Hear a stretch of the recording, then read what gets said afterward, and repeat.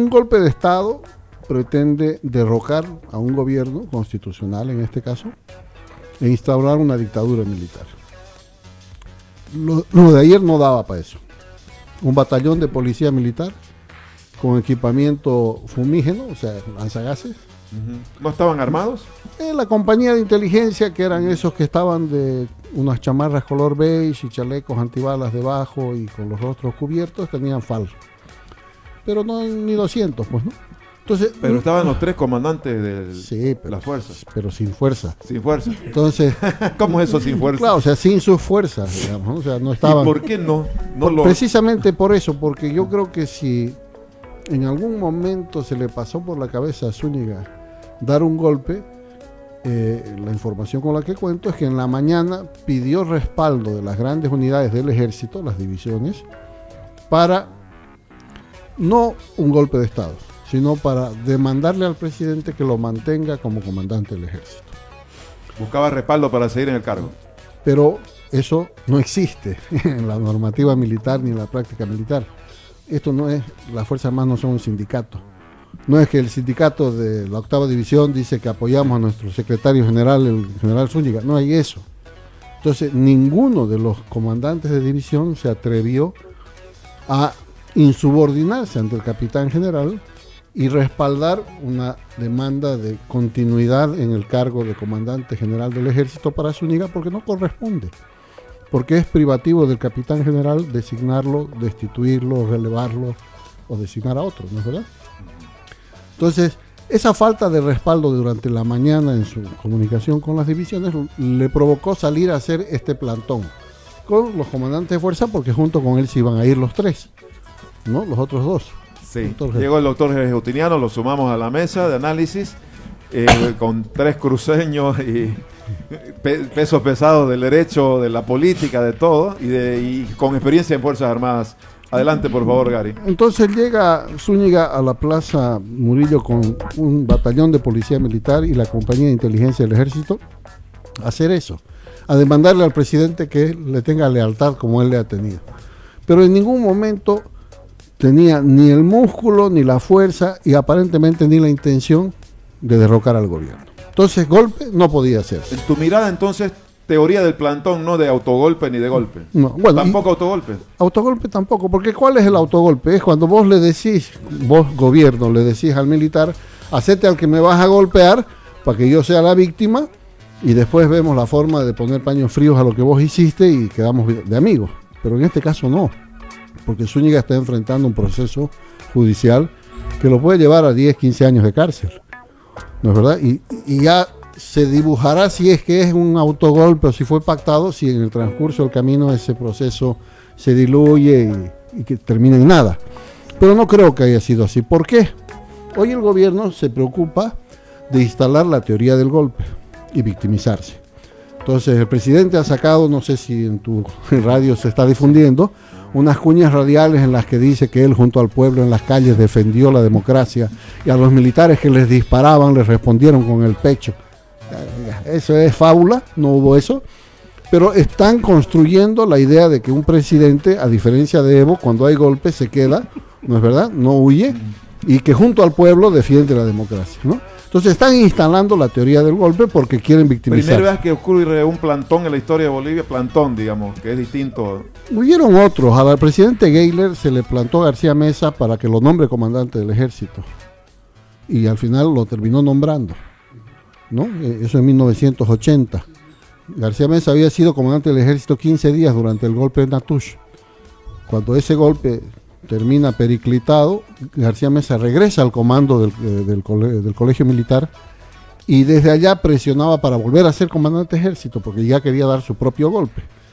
Y él se le planta a la presidente con una cantidad de oficiales jerárquicos y logran finalmente que la presidenta lo designe comandante del ejército. Y de ahí ya da el golpe y la derroca, ¿no?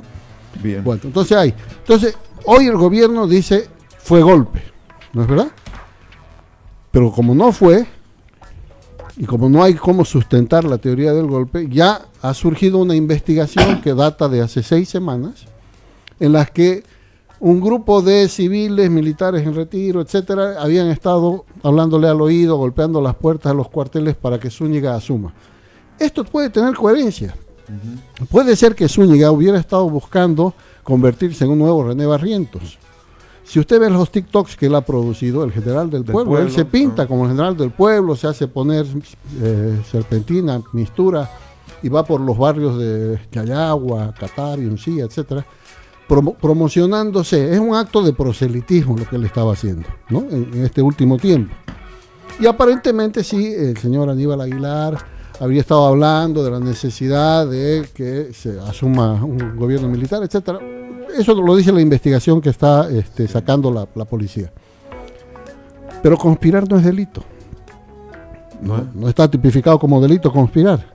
Entonces, a diferencia del presidente que dice que hubo un golpe, el viceministro Aguilera, que es el jefe de la investigación al final de cuentas, dice, hace 6 semanas sabíamos que Zúñiga andaba en esto.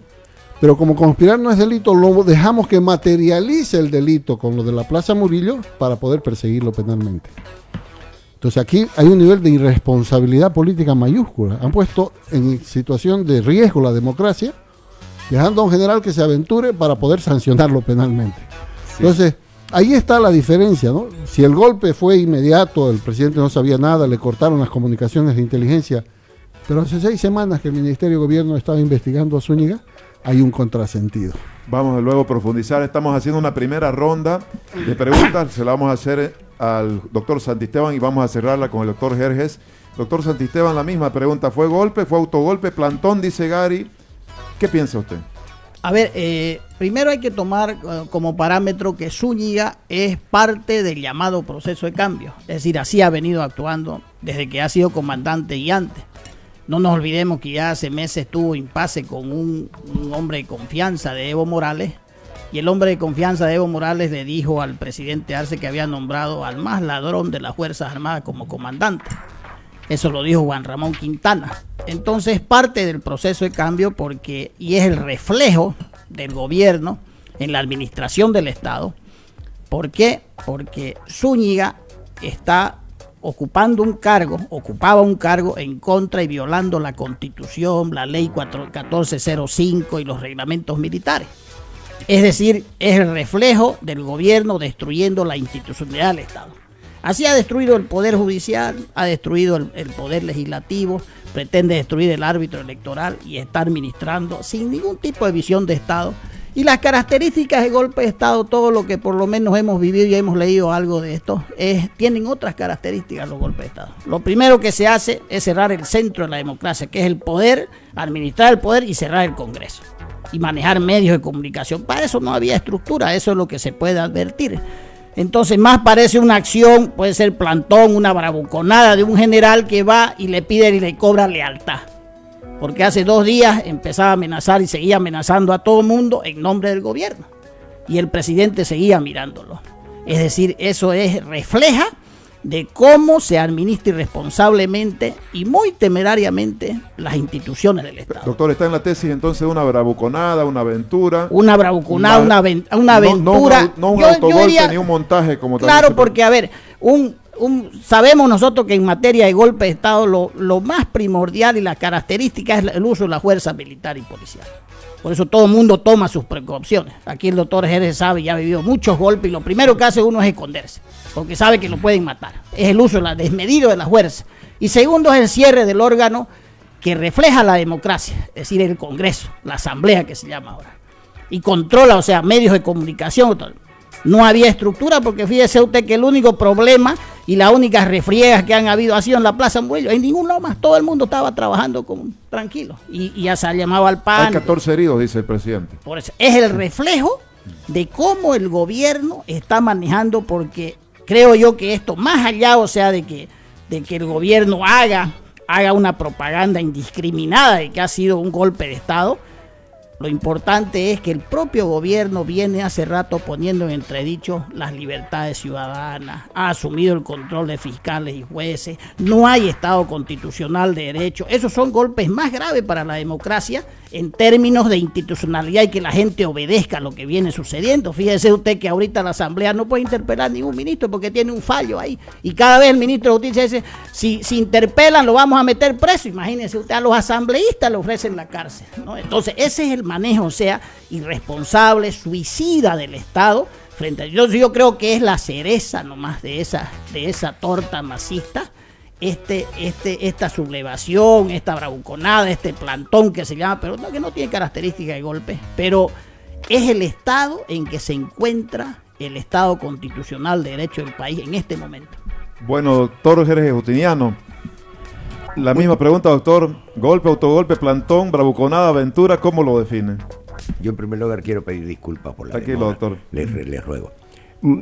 Yo, a diferencia de mis dos amigos, a los que respeto mucho, y los dos son entendidos en temas militares, yo lo que menos sé es tema militar. Yo no fui al cuartel, porque evidentemente yo trabajaba en la Fuerza Aérea 3 años en mi época joven. Entonces no entiendo el tema militar. Pero lo que entiendo, según mi experiencia, es que lo que vimos fue un show mediático. Ese es un show mediático mal montado. Ahora, evidentemente con características muy especiales, porque tenía características muy especiales. Yo me recuerdo que todos los golpes que yo los he vivido y los ha soportado la nación y el pueblo boliviano, es que lo primero que hacen es tomar el poder, como decía el doctor, tomar el poder por la fuerza, cancelar el Congreso y buscar, ¿me entiende?, copar determinados medios de comunicación para difundir sus proclamas. Pero ¿qué ocurrió el día del la famosa show mediático? Ellos llegaron un poco más, llegaban con la banda, ¿no?, marchando, pero llegaron y lo que hicieron fue detener a la gente que no pase más de las 4 bocacalles que conducen a la plaza o al Palacio de Gobierno, y luego entraron con toda la parafernalia de los medios de comunicación. Fue un show montado para que lo vea todo el mundo. Como dice el doctor, a 2 cuadras de la plaza no pasaba nada. Nadie se había pronunciado, nadie sabía, fue una sorpresa para todo el mundo. Entonces, ¿y cuál es la intencionalidad? Hay un hecho que uno debe de considerarlo siempre. ¿Cómo pensó, decimos los abogados, cómo pensó el legislador? ¿Cuál fue el espíritu de la ley? ¿Qué quería el legislador cuando dictó una ley? Pero aquí estamos analizando un hecho. ¿Qué quería el señor? Hay una teoría que me parece bastante bien de Gary, que dice de que fue a reclamarle lealtad. Se lo podía reclamar por teléfono, ¿no es cierto? Se le podía reclamar. Pero hay una declaración que hace en este momento el detenido e imputado de golpe, el general Zúñiga. Estaba en el momento, estaba en el calor, no la preparó, no le dijo su abogado, no, nada. Él fue de improntus. Entonces, él dijo, yo acordé con Arce el domingo, cuando nos encontramos en el colegio La Salle, y ahí él me dijo que estaba jodida la cosa y que él quería algo para levantar su prestigio. Y yo le pregunté si lo sacaba los tanques a la calle, y él me dijo, sacalo. Suficiente. Querido, nosotros los abogados sabemos, a confesión de parte, relevo de prueba. No necesitamos más pruebas, querido. Él ha confesado. Entonces, que ahora se monte otro show, que es otro show el que están montando. ¿Por qué? Porque en el efecto inmediato internacional, el efecto es contra ya de Arce. Entonces, lo que están haciendo ellos es querer mejorar su imagen y por eso pretenden hablar de que golpe. Y le ha agregado una dosis, como dice el doctor, la cereza, le han puesto a la torta, que yo creo que es otra la cereza, mi querido colega. Yo creo que la cereza es la llamada telefónica de Arce a Evo. De eso entramos a hablar, doctor, si le parece. Perfecto. Mire, venía esa pregunta a continuación. Arce y Evo, a partir de este hecho, ¿se descongelan las relaciones de ambos por esta toma militar o plantón o lo que se llame? Entramos en ese tema y hacemos la ronda con Gary también y José Luis. ¿Cuál es su criterio ahí, doctor? Jorge. Yo creo que ese es el mejor, ¿sabe qué? Todo este show está montado ¿para qué? Para corregir los errores de... ¿Han escuchado ustedes la declaración de Jorge Ritter?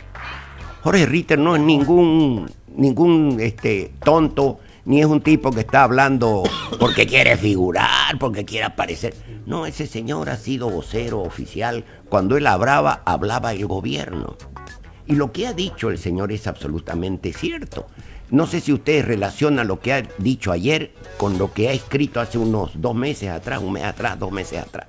Entonces hay que relacionar las dos posiciones. Fíjese usted que el señor Ritter dice que había crisis del MAS. Y esa crisis del MAS era insalvable según su punto de vista. ¿No creen ustedes? Y obviamente yo hago una suposición porque no tengo una bola de cristal, pero yo deduzco por las cosas que se están dando, deduzco que lo que va a hacer aquí es que va a haber una solución. Fíjense ustedes lo que ha dicho ayer Ritter. Le corresponde a Arce llamar a la unidad nacional. ¿A quién va a llamar a la unidad nacional? ¿A los opositores? ¿Se va a reunir Arce con los opositores? Pero fíjense ustedes un detalle, hay que coordinar, hay que hilar fino. Resulta que se reunió primero con los alcaldes municipales, pero no con todos los alcaldes, se reunió con 9 alcaldes más el alto. Se reunió con los gobernadores. Eso desató de parte de una oposición. Por eso no tenemos oposición, porque ¿sabe qué? Es descerebrada nuestra oposición. No tiene cerebro, no piensa. El pobre Luis Fernando Camacho fue uno de los primeros en salir. Aquí hay que defender la democracia. ¡Qué pelotudo, por Dios! ¿Lo va a defender al que lo metieron preso? Hasta por lógica el hombre tenía que saber callarse, por lo menos decir, esperemos a ver qué ocurre, a lo mejor me salgo porque a lo mejor me pone en libertad. ¿Y por qué declaró Zúñiga? Hay que devolverle, hay que poner en libertad a Camacho, al primero que nombró, a la señora Yanine, a los generales, tenía que defender primero a sus camaradas, tenía que nombrar primero a sus camaradas, porque es un plan. Entonces, ¿qué es lo que va a hacer? Yo concluyo. Yo los invito a que ustedes analicen esto. Yo creo que se está dando una conciliación, porque el mensaje de Arce, en la explicación que por qué llamó, él dijo, somos amigos, ¿o acaso no somos? Somos amigos. Entonces hay una conciliación.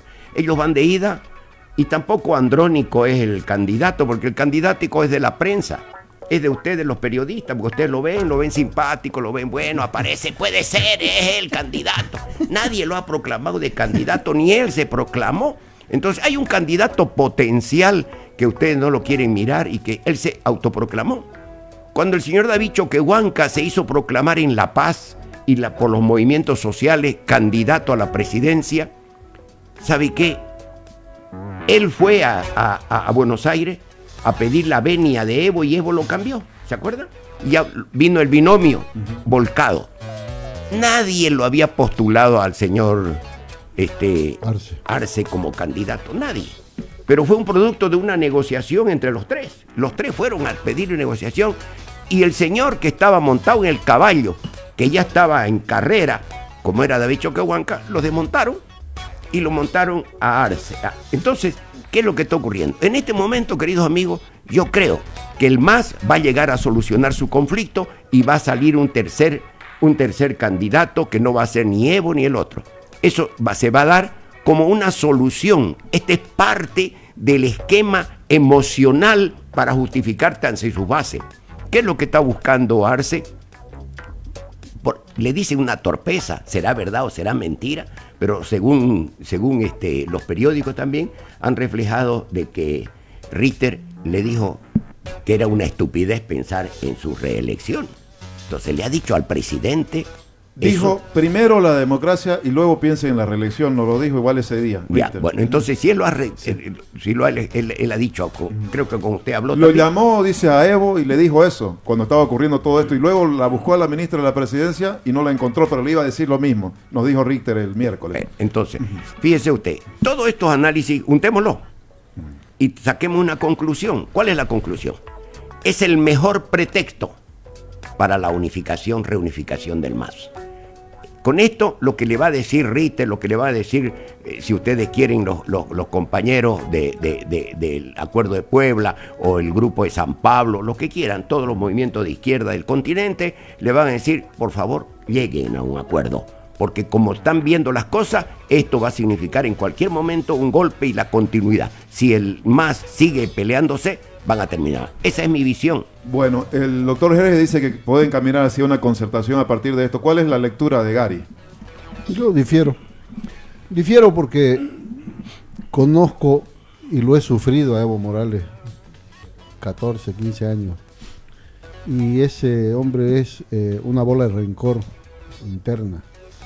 Él hierve resentimiento. Entonces no va a aceptar nada que no sea él candidato del MAS. Y como él no puede ser candidato del MAS, lo va a llevar a su movimiento a un punto de crisis, ¿no? Un punto de crisis bien profunda, porque podrían perder la sigla, podrían quedar excluidos del proceso electoral. Arce tiene una salvaguarda, ha hecho aparecer un partido político en 2 meses, capaz que lo postulen por ese lado. ¿Cuál es ese partido? NGP, no sé cómo se llama, que unos abogados de La Paz han aparecido con firmas, nos han quitado un montón de menerristas. Yo he estado registrando militantes en estos días y, oiga, aparezco en esto, y nunca han firmado, digamos, para eso, ¿no? Y aparecen ahí, entonces hemos reclamado al órgano electoral, ¿verdad? Entonces, yo creo que no hay posibilidad de reunificación. Evo es un animal de resentimiento tremendo, o sea, el tipo es un animal político, vive la política, la respira, etcétera, pero además es lleno de rencor. Y lo digo porque lo he padecido, o sea... Hoy día llamaron a un ampliado para definir el Congreso y no fueron los arcistas. Hoy día lo ha confirmado Evo, ¿no? No fueron los arcistas, pero... Pero es al llamado de Evo. Exacto. Pero al llamado de Evo no van, pues, los arcistas, ¿no? Y el gesto de Arce, de llamarlo, es eso, es simbólico, ¿no? Es mostrarse magnánimo, pero no es porque esté pretendiendo algo. Yo creo que ese camino está roto, ¿no? Ese puente está roto entre ambos, porque lo que se han dicho y lo que se han hecho entre ellos es indecible, ¿no? Entonces no veo que vaya por ahí. Y si Arce y su gente creen que la historia del golpe los va a fortalecer, están equivocados. Lo conversábamos con el doctor antes de entrar acá. Al pueblo lo que le importa es su economía, que se está deteriorando todos los días.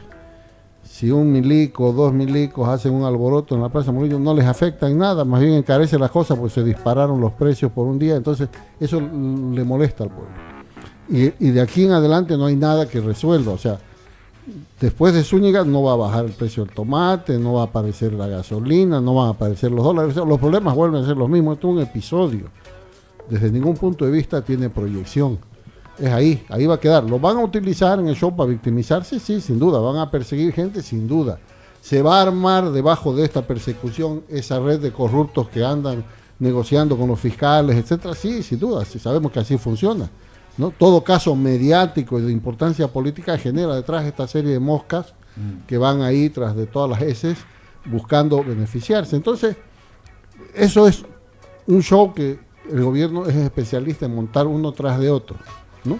Pero solución a su crisis política por este lado no va a venir. Y solución para los problemas de la gente, menos. Esto tiende a agravarse. Entonces, la victimización les va a durar muy poco y les va a ser poco útil.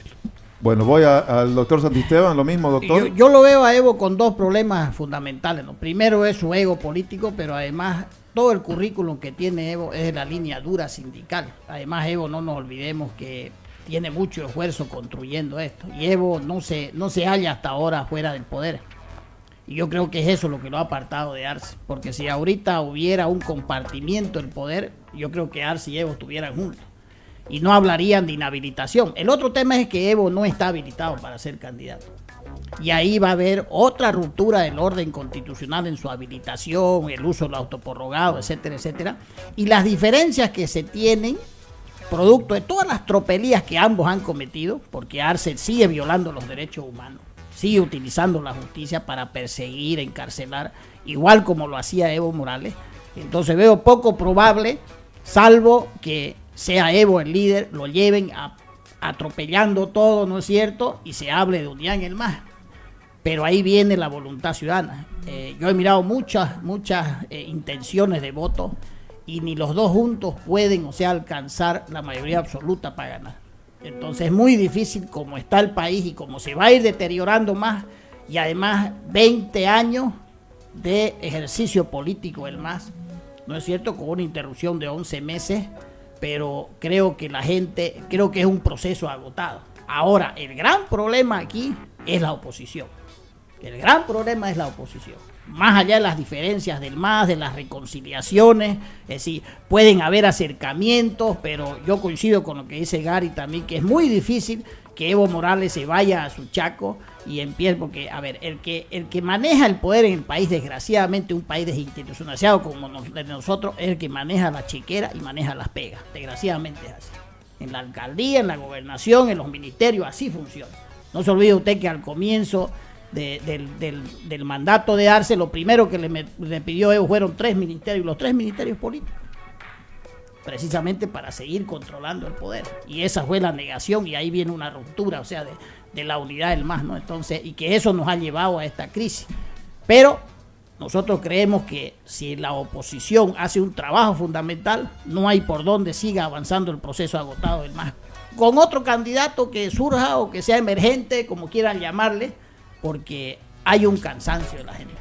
Bueno, ahora vamos a entrar a una ronda casi final. Me hubiera gustado una hora más con semejantes personajes para ver Santa Cruz ante este hecho que ocurrió el miércoles, cómo reaccionó. Me refiero a sus líderes, me refiero a su población, que ese día, más allá, creo que de ir a hacer colas o ir a los súper, de eso, más allá, y los que están algunos en las rotondas, parece que más allá de eso no hubo.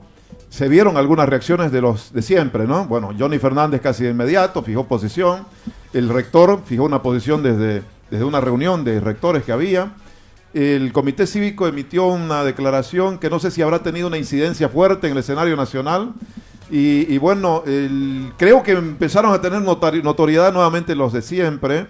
Bueno, lo hemos tenido a Carlos Mesa pronunciándose, a Tuto Quiroga casi de inmediato, a Manfred Reyes Villa cobrando una vigencia en medios hablando de esto, pero desde Santa Cruz, ¿qué? Y ahí les pregunto, ¿cómo hemos visto esta crisis, cómo la estamos viendo, cómo hemos reaccionado?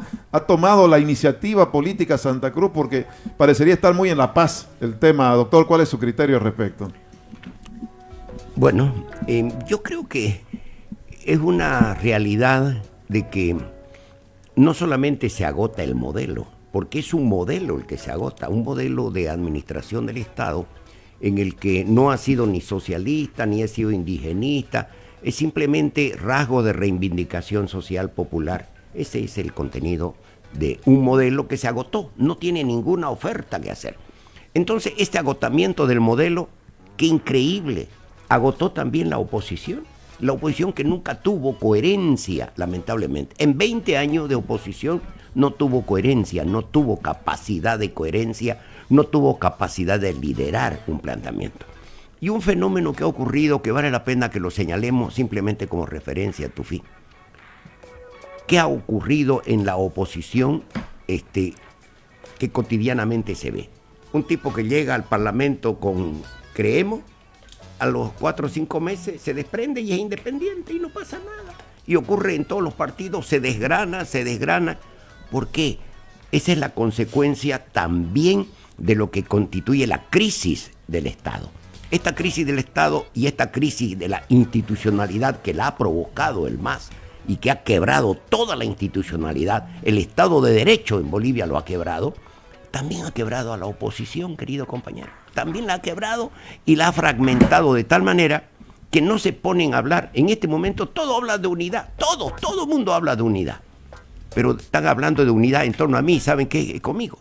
Y un país de replay es este. ¿Por qué es un país de replay? Solamente en Bolivia se ve. Creo que son 10 los candidatos presidenciales. Son autocandidatos. Ninguno tiene partido político.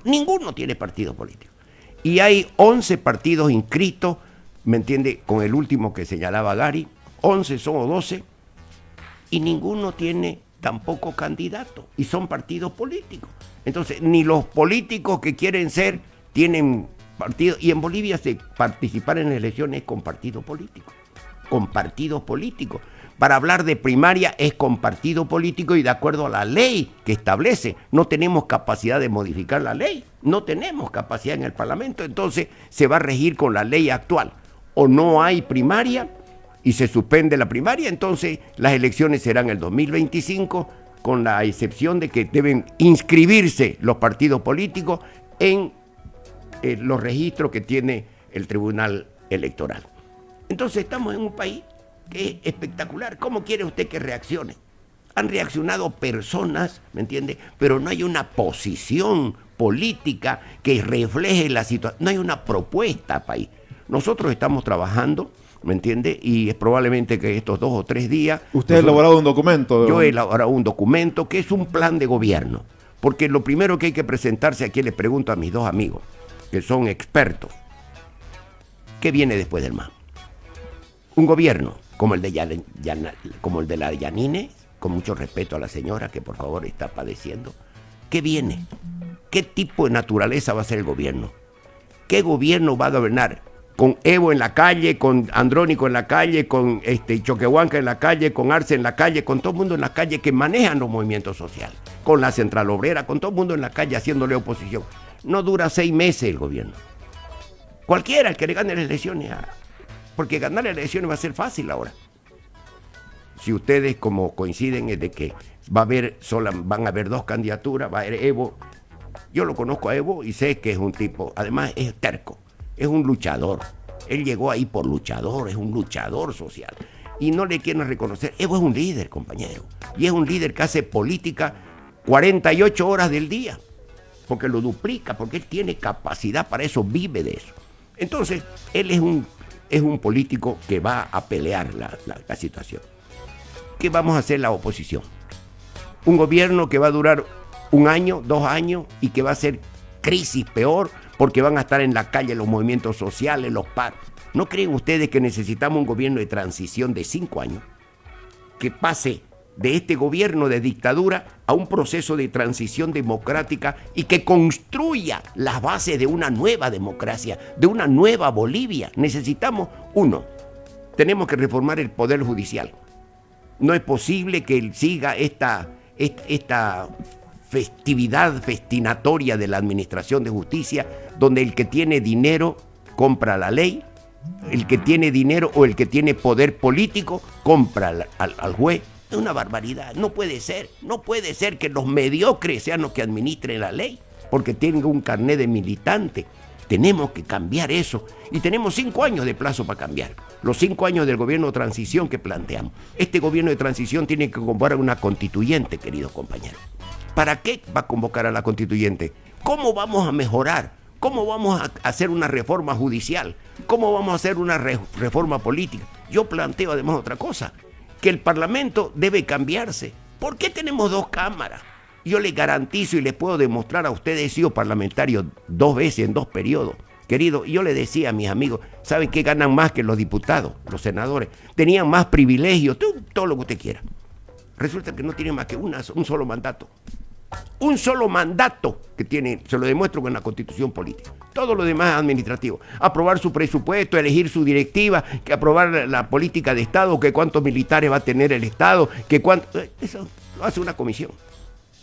Compañero, la única competencia que tiene la Cámara de Senadores es juzgar a los altos dignatarios de Estado. Realmente competente. No lo pueden hacer ahora, ni siquiera lo pueden interpelar al ministro, porque un juez ha dictado un fallo de amparo constitucional. ¿Dónde se ha visto eso? ¿Dónde se ha visto que un juez pare al primer poder del Estado? ¿Y qué hacen esa manga de imbéciles que están en el Parlamento? ¿Qué han hecho por defender la dignidad del Parlamento? Nada. Eso no lo podemos seguir tolerando, queridos compañeros. Yo los invito a que reflexionemos ese tema y planteemos ante la comunidad política, ante la comunidad nacional, un camino alternativo, porque tenemos que pensar en un gobierno alternativo, que realmente gane la elección y que no se deje tumbar, que sea fuerte, que todos los apoyen, que todo el pueblo lo apoye, ¿me entiendes? Que prohibamos los bloqueos con una ley del Estado, con una ley de la República. ¿Será que podemos hacer eso? Que paralicemos todo aquel que infringe y le haga daño al Estado y a la economía del Estado es un delito, pero apliquémoslo con fuerza. Todo eso tiene que discutir. Por último, un tema que es bien crucial para nosotros los cruceños. ¿Queremos ser independientes? ¿Queremos ser federales? ¿Queremos ser autonomistas? ¿Qué queremos? en lo que se llama la relación del Estado con Santa Cruz. No debe ser pues con Santa Cruz, porque los cruceños nos miramos el ombligo y creemos que somos, buenango habíamos sido los cambas. Mentira, eso es mentira, ese es un discurso inventado por las logias que no nos han hecho ningún bien. Yo creo que en este momento tenemos que pensar en la unidad. Y de último, elaboremos un programa, elaboremos un plan. Una vez que lo elaboremos el plan, elegimos quién lo va a llevar adelante. ¿Por qué? Porque el próximo gobierno, querido amigo, si quiere durar, tiene que ser un gobierno apoyado por todos. Tiene que ser fuerte, y no de policías ni de ejército. Fuerte, política e institucionalmente. Esa es mi opinión, querido amigo. Bueno, doctor, le traslado la pregunta a Gary a partir de este disparador de varias provocaciones que también plantea el doctor Jerjes, pero Santa Cruz, su rol en esta coyuntura y mirando el futuro. Bueno, hemos visto algo crítico y ¿cuál ha sido desde tu punto de vista, Gary, la reacción, la propuesta? Con relación al hecho puntual de el Zúñigazo, nada.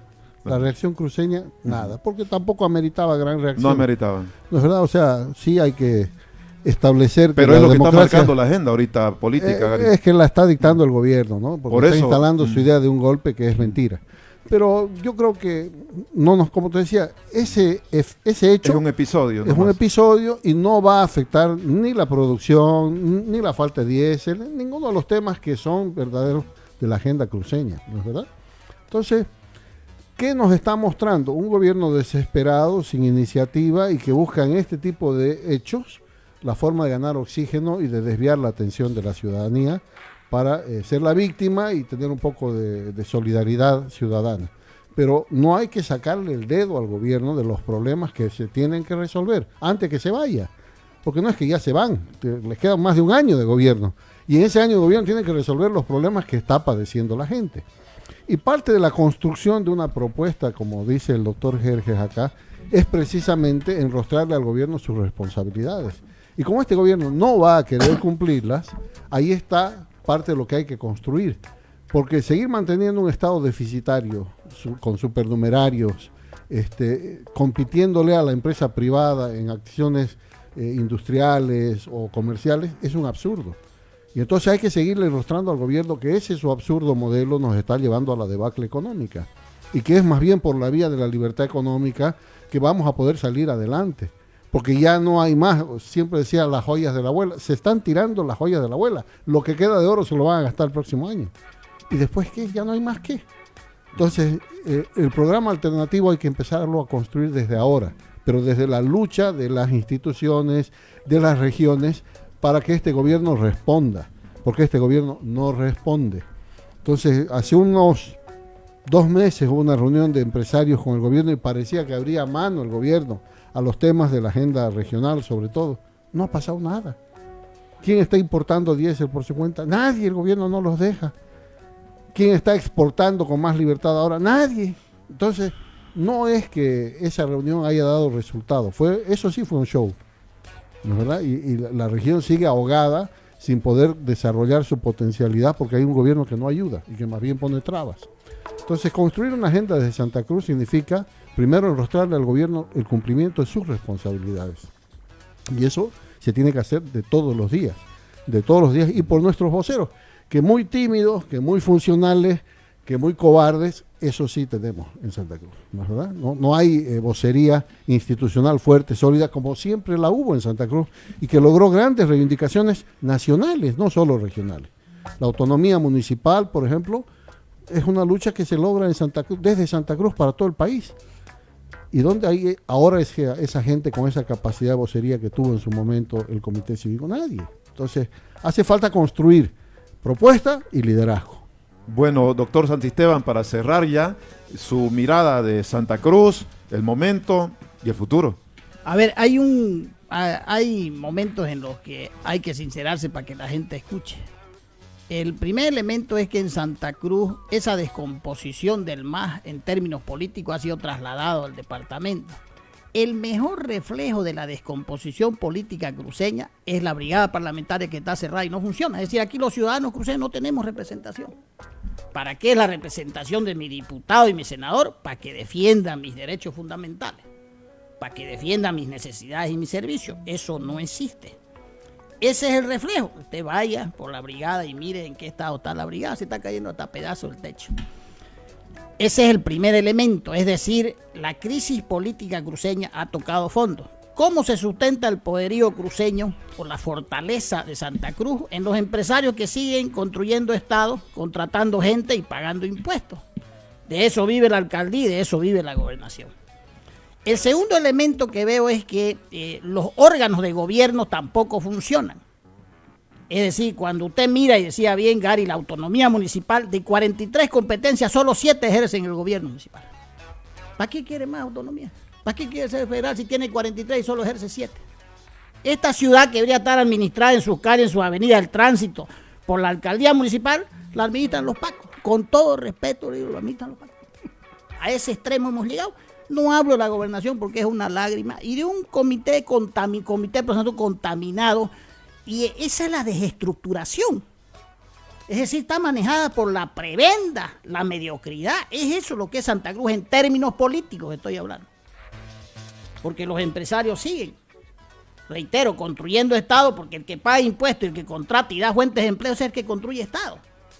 Es la economía formal.